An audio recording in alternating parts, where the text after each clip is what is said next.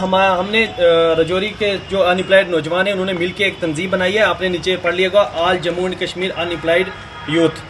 ہمارا یہ تنظیم بنانے کا مقصد صرف اور صرف یہ ہے کہ میں آپ کے چینل سے کے مادھیم سے بتانا چاہتا ہوں کہ جتنے بھی جموں کشمیر کے نوجوان ہیں, پڑھے لکھے نوجوان, وہ سب آج کل در پدر گھوم رہے ہیں. کوئی نشے میں گھوم رہا ہے, کوئی سوسائڈ کر رہا ہے, کیونکہ انہوں نے اپنے ماں باپ کی وہ قیمتی پیسے سے جو ڈگریاں کر کے گھر میں لے کے آ کے بیٹھے ہیں, ان کے بارے میں سوچ کے ان کو ہمیں فکر ہو رہی ہے کہ یہ ہم نے اپنے ماں باپ کا قیمتی پیسہ ضائع کر دیا ہے. کیوں ضائع کر دیا؟ کیونکہ ہندوستان سرکار نے جموں کشمیر کے نوجوانوں کو, اور خاص کر جموں کشمیر کے ایڈمنسٹریشن نے نوجوانوں کو بالکل بھول چکے ہیں وہ, اور ہمیں ایک وہ لالی پاپ دیتے ہیں. جیسے پہلے جو ہمارے گورنر صاحب تھے ملک صاحب, انہوں نے آ کے جموں کشمیر میں اعلان کیا کہ جموں کشمیر کے نوجوانوں کو ہم 50,000 نوکریاں دے رہے ہیں.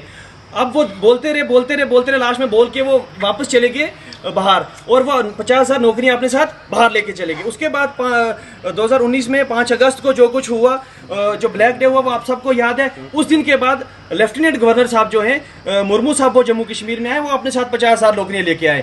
وہ جب یہاں سے واپس کیے اور وہ 50,000 اپنے ساتھ باہر لے کے چلے گئے. اس کے بعد جب ہمارے سینا صاحب آئے ہیں, وہ بھی وہی ایک انہوں نے وہ پڑھی ہوئی ہے کتاب, وہی دے رہے ہیں کہ 50,000 نوکریاں, 50,000 نوکریاں. آخر وہ 50,000 نوکریاں ہیں کہاں؟ آپ ہمیں وہ راستہ بتائیں نا, ہم اس پہ چلیں, ہم اس پہ جا کے وہ نوکریاں ہم خود لیں گے, وہ ہمیں آتا ہے لینا. آپ ہمیں راستہ بتائیں کہاں ہیں نوکریاں, کہاں نہیں ہیں.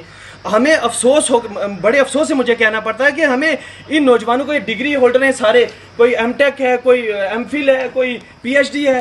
ہمیں اس وقت اپنے آفس میں ہونا چاہیے تھا, انجینئر کو اپنا انسٹرومنٹ لے کے فیلڈ میں ہونا چاہیے تھا. بدقسمتی سے آپ میڈیا کے لوگوں کے سامنے یہاں کھڑے ہو کے ہم نعرے مار رہے ہیں, ہم چلا رہے ہیں. کیوں؟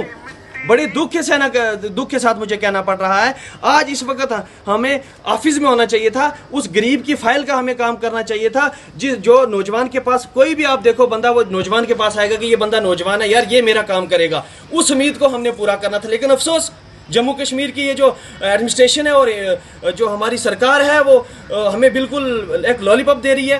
میری آپ کے میڈیا کے مادھیم سے یہ میں کہنا چاہتا ہوں, میری ریکویسٹ ہے, میری ڈیمانڈ ہے, میں یہ کہنا چاہتا ہوں کہ ہمارے کچھ مدعے ہیں, ہمارے وہ مدعے حل کیے جائیں. نہیں تو ادروائز ہم نے یہ ایک چنگاری رجوری سے شروع کی ہے, اور یہ ایک شعلہ بنتا پورے جموں کشمیر میں اور پورے ہندوستان میں جائے گا.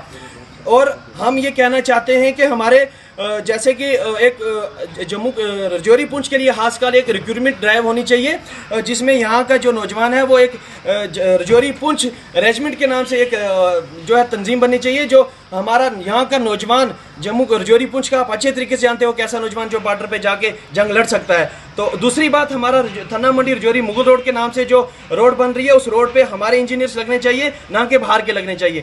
اور بھی ہمارے کچھ مدعے ہیں, انشاءاللہ پھر ڈسکس کریں گے. شکریہ. آپ آئے, ہماری آواز سننے کے لیے مشکور ہیں. میں آپ سب کے مادھیم سے یہ اپنی ریاست کو یہ پیغام دینا چاہتا ہوں کہ آج نوجوان بالکل بے روزگار ہو گیا ہے, روڈ پہ آ چکا ہے. کچھ نوجوان نشے میں مبتلا ہو گیا ہے, کچھ نوجوان کہہ رہے ہیں کہ پتھر بازی کرتا ہے, کچھ نوجوان ملیٹنسی میں مبتلا ہو گیا ہے. یہ صرف ڈیو ٹو ان امپلائمنٹ, کیونکہ ہماری گورنمنٹ, ہماری حکومت ہمیں روزگار مہیا نہیں کر رہی ہے, جس کی وجہ سے ہمارا یوتھ, ہمارے نوجوان گمراہ ہو رہے ہیں اور غلط راستے پہ چل رہے ہیں. ہم سیدھا ہماری سرکار کو کہنا چاہتے ہیں کہ روزگار کے لیے کچھ نہ کچھ اچھے انتظامات کیے جائیں, جس سے نوجوانوں کو روزگار مہیا کیا جائے. شکریہ.